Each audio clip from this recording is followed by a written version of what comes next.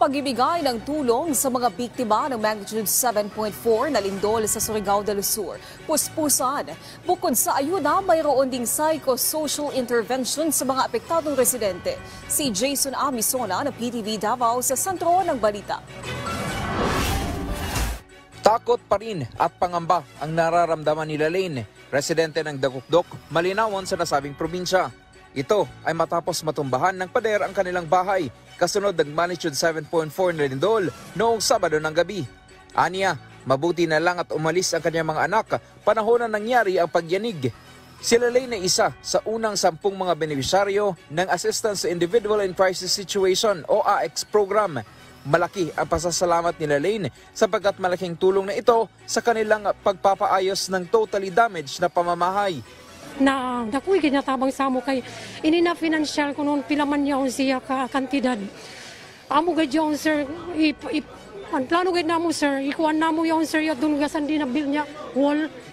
Personal na namahagi si DSWD Secretary Rex Gatchalian ng cash payout kasama ang mga local executives sa nasabing probinsya. Aniya ng sekretarya, may 5,000 pesos cash assistance na matatanggap ang mga individual na totally damaged ang bahay, habang 3,000 pesos naman para sa mga partially damaged. Maliban sa cash assistance, mayroon din silang ipapamahaging 70,000 food packs para sa mga apektadong pamilya. In fact, kakababa ko lang ng phone kay Presidente. Ang instruction lagi ng ating Pangulo, Ferdinand Marcos Jr., siguraduhin na may pagkain sa hapag. Whether may evacuation center or wala, dapat may pagkain sa hapag ng bawat pamilyang apektado. Dagdag pa nito, mayroong psychosocial intervention ang gagawin ng mga municipal social welfare officers.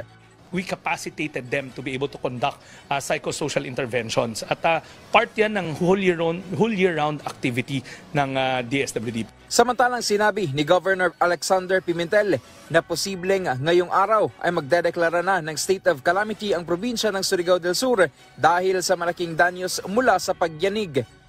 Pero pasalamat din tayo sa Diyos na minimal, hindi devastating talaga yung effect.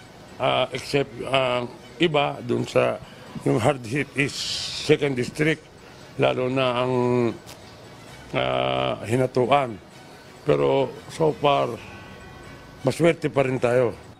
Nagbigay naman ng kasiguruhan ang gobernador na magpapatuloy ang kanilang tulong lalo na sa mga nasalanta at pinaalahanan ng publiko na maging alerto lalo na at nagpapatuloy ang mga aftershocks. Sa situational briefing sa Camp Aguinaldo kasama ni DND Secretary Gilbert Chodoro, mayroong 529 na mga pamilya o 2,647 na individual ang apektado sa nangyaring malaking paglindol. Jason Amisola para sa Bayan.